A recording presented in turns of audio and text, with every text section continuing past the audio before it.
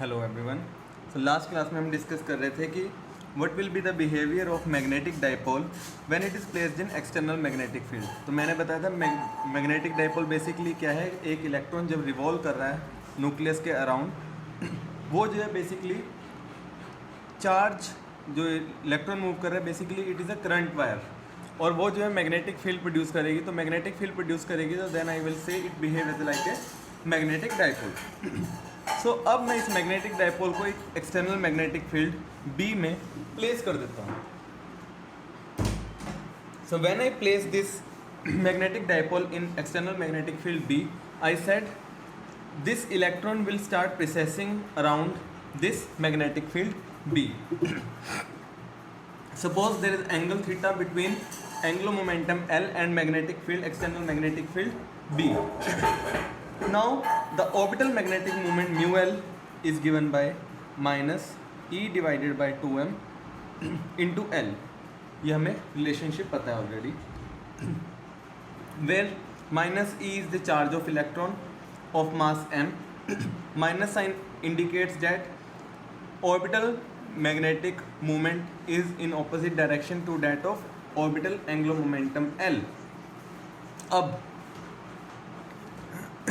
ये जो orbital magnetic moment है इस डाइपोल की, मैग्नेटिक डाइपोल की, it will interact with external magnetic field B. जब ये इंटरेक्ट करेगी तो जो मैग्नेटिक डाइपोल है it will experience a torque tau, and that torque will be given by mu L cross B. That torque will be given by mu L cross B. Now इसका क्या मतलब है?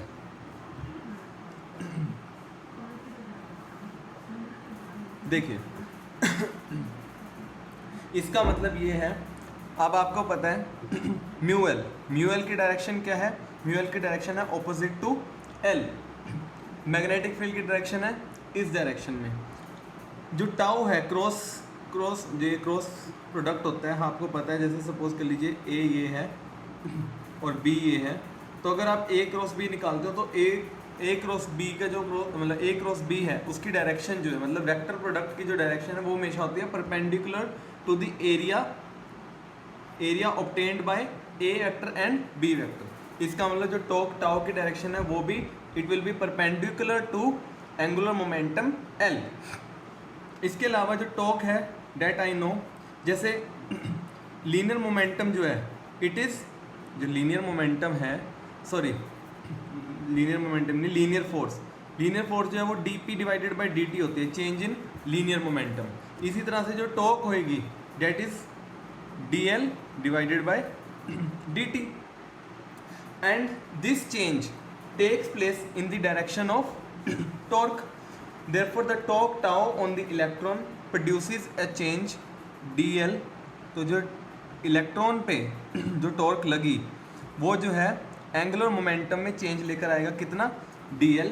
कितने time में? In time dt.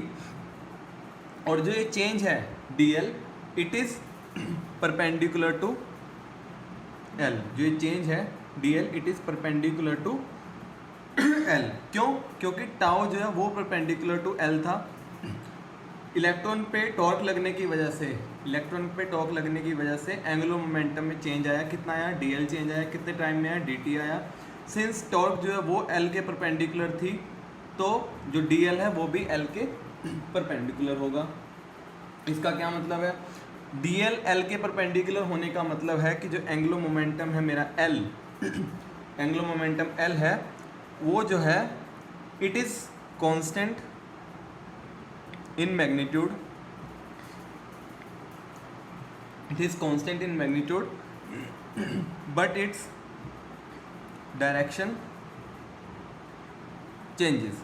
तो जैसे जैसे time निकलेगा, जैसे जैसे टाइम पास होगा, ये जो एल वेक्टर है ये अपना एक कंप्लीट सर्कल या कंप्लीट ट्रैक जो है वो फॉलो करेगा इस पूरे सर्कल पे. इट ट्रेसिस ए कोन. ये एल है it traces A cone. 2 dimensional में तो ये आपको कोन नहीं दिख रहा, बट एक्चुअल में ये इस तरह से एक कंप्लीट कोन जो है वो ट्रेस करेगा. और वो कोन ऐसा ट्रेस होगा सच डैट जो एंगल है बिटवीन एल एंड बी कितना एंगल है थीटा, वो जो है कांस्टेंट रहे। इस तरह से सपोज कीजिए ये मैग्नेटिक, अब मैं एग्जांपल देता हूँ, सपोज कीजिए ये मैग्नेटिक फील्ड बी है, ये मेरा एंगुलर मोमेंटम था एल, तो ये जो है इस तरह से प्रिसेस करेगा और जो है कॉन फॉर्म करेगा, और जो एंगल है between magnetic field and orbital angular momentum, ये जो थीटा एंगल है ये कांस्टेंट रहेगा। ठीक है, so this is called, what this is called, this is called precession, this is called precession of angular momentum L, and hence of electron, precession of electron orbit around magnetic field B, around magnetic field B. Suppose कीजिए if omega is the angular velocity of precession, if omega is the angular velocity of precession, therefore जो ये angular momentum L है, this will process through an angle theta, क्या होएगा omega into dt, this L will process through an angle omega into dt in time dt, therefore I can write omega into dt, therefore I can write, so I was telling, if omega is the angular velocity of precession, then this angular momentum L will precess through an angle omega into dt in time dt. So अगर मैं इस figure को देखूं, इस figure के according ये जो है, ये जो एंगल है, this is omega into d T. अगर ओमेगा एंगुलर वेलोसिटी है तो टाइम डी टी में जो मेरा एल है वो कितना प्रिसेस करेगा, किस एंगल से प्रिसेस करेगा, ओमेगा इंटू डी टी। तो इस वाले फिगर को मैं यहाँ पे अलग से ड्रॉ कर लेता हूँ ताकि आपको confusion now. This portion is dl, this portion is dl, this is center, this angle is omega into dt. अब आपको पता है जो एंगल है, angle is equal to arc divided by radius. तो यहाँ पे एंगल कितना है omega into d t, arc कितनी है dl, और रेडियस कितना है, अगर ये L है, अगर मेरा ये जो है ये L था, दिस इज थीटा, अगर ये L था तो I can write this one, this will be equal to L into sine theta, this will be L into sine theta. तो रेडियस जो है वो आ गया L इंटू साइन थीटा। तो omega d t is equal to d L divided by L sine theta. यहाँ से I can write omega is equal to d L divided by d t into 1 upon L into sine theta, 1 upon L into sine theta. जो d L upon d t है वो क्या था, torque था, तो omega is equal to torque divided by L sine theta, torque divided by L sine theta. अब मुझे पता है जो टॉर्क है टाओ, वो क्या था, mu L cross B. Mu L और बी के बीच में एंगल, अगर एल और बी के बीच में एंगल थीटा था तो म्यू एल और बी के बीच में भी कितना एंगल होएगा, थीटा होएगा। तो I can write it as mu L into B into sine theta. ये टाउ की वैल्यू यहाँ पे पुट कीजिए, ओमेगा क्या आ गया, mu L B sine theta divided by L sine theta. Sine theta से साइन थीटा कैंसिल हो गया, आपके पास ओमेगा क्या आया, mu L divided by L into B. ये जो आपके पास ओमेगा आया that is called angular velocity, this is angular velocity of Larmor precession. ये आपकी angular velocity I of Larmor precession, and it is equal to the product of magnitude of magnetic field and the ratio of magnetic movement to the magnitude of angular momentum. यही magnitude of Larmor velocity of Larmor precession. Again अब आपको पता है जो mu L divided by L है वो मैंने निकाला था अभी, ई डिवाइडेड बाय 2m निकाला था पीछे थोड़ी देर पहले, इससे पिछली डेरिवेशन में mu L divided by L जो है वो ई बाय 2m था। तो एंगुलर वेलोसिटी जो है लार्मर प्रिसेशन की वो कितनी बन जाएगी, e divided by 2m into B. E divided by 2m into B. ये तो एंगुलर वेलोसिटी थी। अगर आपको फ्रीक्वेंसी निकालनी है, नॉर्मल फ्रीक्वेंसी, जिसे हम बोलेंगे Larmor precision frequency, that will be equal to omega divided by 2 pi, so it will be EB divided by 4 pi m, और ये आपका फॉर्मूला है फॉर द लार्मर फ्रीक्वेंसी, जो कि बहुत इंपॉर्टेंट है। लार्मर फ्रीक्वेंसी, अब इससे पता क्या लगता है, जो मेरी लार्मर फ्रीक्वेंसी है, इट इज़ इंडिपेंडेंट ऑफ किस एंगल पे ओरिएंटेशन है, उस पे इंडिपेंडेंट है, थीटा से इंडिपेंडेंट है, ऑर्बिटल एंगुलर मोमेंटम एल पे भी डिपेंडेंट नहीं है, और मैग्नेटिक फील्ड की डायरेक्शन क्या है उस पे भी डिपेंडेंट नहीं है। जो मेरी लार्मर प्रिसेशन फ्रीक्वेंसी है या लार्मर फ्रीक्वेंसी भी बोलते हैं, वो जो इस पे डिपेंडेंट नहीं है। ठीक है, अब एक और इम्पोर्टेंट टॉपिक है कराने जा रहा हूँ मैं, जो कि एग्ज़ाम में यूजुअली आता है, लास्ट एक बार एग्ज़ाम में भी आया था। स्पेस क्वांटाइजेशन, इसे स्पेस क्वांटाइजेशन भी बोलते हैं, कई बार इसे स्पेटियल क्वांटाइजेशन भी बोलते हैं। स्पेस के लिए हम स्पेटियल यूज़ करते हैं वर्ड, ठीक है, स्पेस क्वांटाइजेशन या फिर स्पेटियल क्वांटाइजेशन। क्वांटाइजेशन आपको पता है, बेसिकली क्वांटाइजेशन का मीनिंग होता है कि पर्टिकुलर वैल्यूज़ ही जो है कोई भी जैसे एनर्जी लेवल क्वांटाइज होने का मतलब है कि हमारे पास जो है कॉन्टीन्यूस एनर्जी वैल्यूज़ नहीं है, कुछ फिक्स्ड एनर्जी वैल्यूज़ ही पॉसिबल होती हैं। उसी तरह से हम स्पेस क्वांटाइजेशन में डिस्कस करेंगे स्पेस क्वांटाइजेशन क्या होती है। तो सबसे पहले जब किसी भी एटम को मैं एक्सटर्नल मैग्नेटिक फील्ड बी में रखता हूँ, तो मुझे अब मुझे बताने की ज़रूरत नहीं है, अगर मैं किसी एटम को मैग्नेटिक फील्ड में प्लेस करूँगा तो जो इलेक्ट्रॉन का ऑर्बिट है वो प्रिसेस करने लग जाता है around its axis by Larmor precession. ये मुझे पता है बात। सो अगर मैं इसे दोबारा से ड्रॉ करके दिखाऊँ आपको, suppose this is electron orbit, ठीक है, this is the direction of orbital angular momentum L, orbital angular momentum L, this is the direction of magnetic field B, ठीक है, theta is the angle between L and B।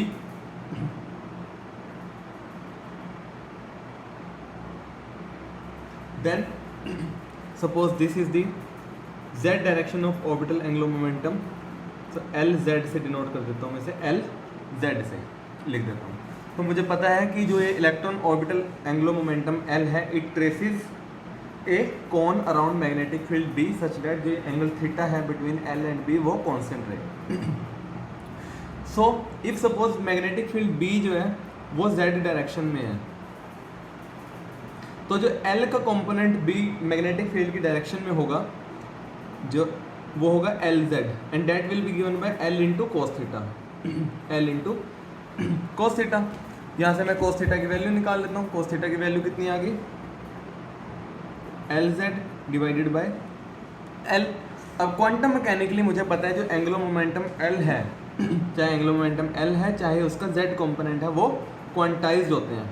Quantum mechanically L Z and L जो है they are quantized.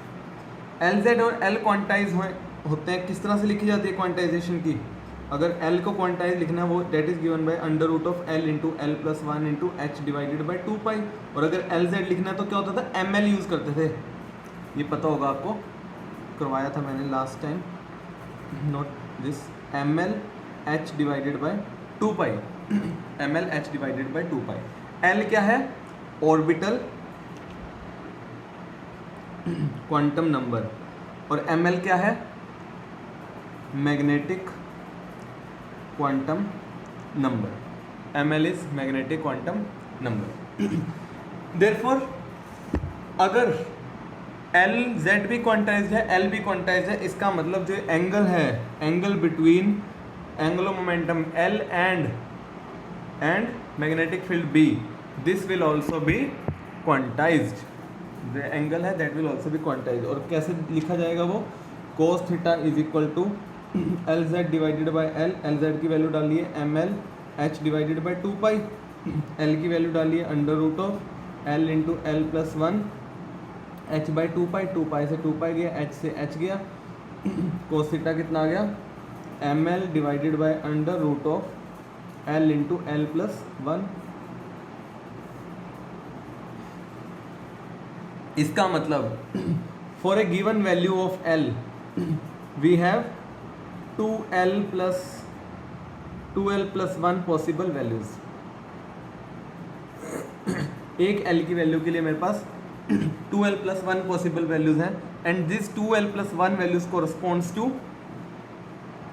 ml values and these are given by 0 plus minus 1 plus minus 2 up to plus minus l। एक l की value के लिए आपके पास 2l plus 1 possible values हैं and these are given by these values. इसका मतलब आपका एंगुलर मोमेंटम L, जो एंगुलर मोमेंटम L है उसकी कितनी ओरिएंटेशन पॉसिबल है, 2l plus 1 discrete orientations possible हैं with respect to magnetic field.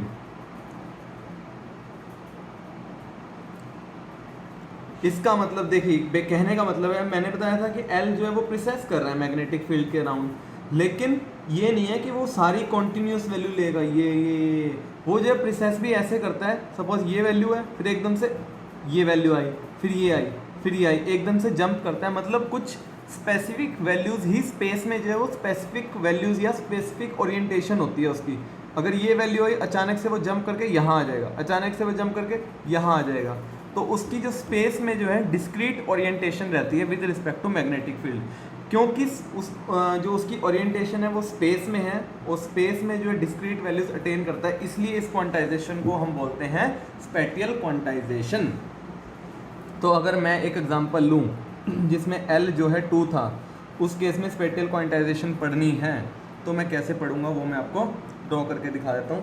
जब L इज इक्वल टू 2 है तो आपके पास कितनी ओरिएंटेशंस पॉसिबल है, 2l प्लस 1 5 ओरिएंटेशंस पॉसिबल हैं and that will corresponds to -2 -1 0 +1 and +2। तो LZ क्या होता है, LZ होता है ml h डिवाइडेड बाई 2 पाई।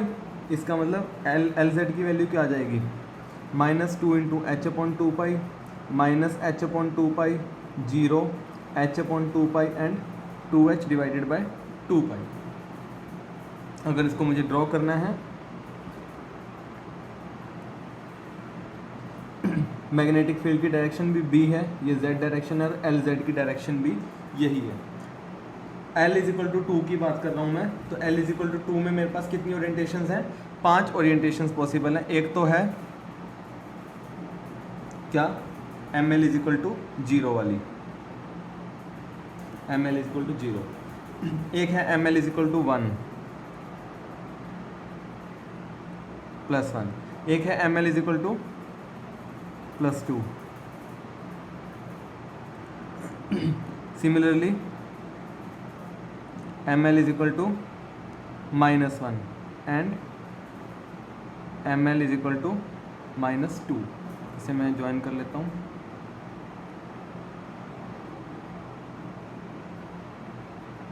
ठीक है, तो आपके पास L की 5 ओरिएंटेशंस पॉसिबल हैं स्पेस में। ठीक है, सो दिस इज़, अगर मुझे यहाँ L की वैल्यू निकालनी हो, जैसे कि मैंने निकाली है, ये क्या है, this is h by 2 pi, this is 2h divided by 2 pi, this is -h divided by 2 pi and this is -2h divided by 2 pi. Clear. और अगर आपने एंगल निकालना है कि ये कितना एंगल है, तो आप कोस थीटा से एंगल भी निकाल लीजिए। कोस थीटा आपको पता है ml divided by under root of l into L plus 1, ये एंगल निकाल लीजिए। पहले है ml 0, तो उस केस में तो एंगल 0 ही आएगा। अगला ml 1 है, ml 1 है और l तो हमेशा 2 रहेगा ही, नीचे तो हमेशा 2 into 2 plus 1 under root of 6 रहेगा, तो 1 अपॉन अंडर रूट ऑफ 6। तो आपकी जो ओरिएंटेशंस आएंगी, जो एंगल आएगा वो आएगा 2/√6, 1/√6, 0, -1/√6 एंड -2 डिवाइडेड बाई √6। ये एंगल निकाल लीजिएगा, ये एंगल आएंगे 35 degree, 66 degree, 90 degree, 114 degree, 145 degree. ठीक है, तो ये जो है 66 डिग्री बना, ये जो है 35 डिग्री बना। ठीक है, इस तरह से यहाँ से जो 114 डिग्री बन जाएगा, ये सारे आपके पास एंगल आ जाएंगे। ठीक है, दिस इज स्पेटियल क्वांटाइजेशन, जो कि काफ़ी इंपॉर्टेंट टॉपिक है आपके सिलेबस में।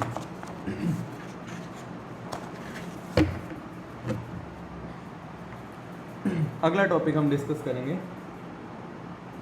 अब इलेक्ट्रॉन का मैंने ऑर्बिटल मोशन तो कंसीडर कर लिया, लेकिन आपको पता है कि इलेक्ट्रॉन जो है सिर्फ न्यूक्लियस के अराउंड ही रोटेट नहीं करता। इलेक्ट्रॉन जो है अपने एक्सिस के अराउंड भी यूं घूमता है, जिसे हम बोलते हैं स्पिन।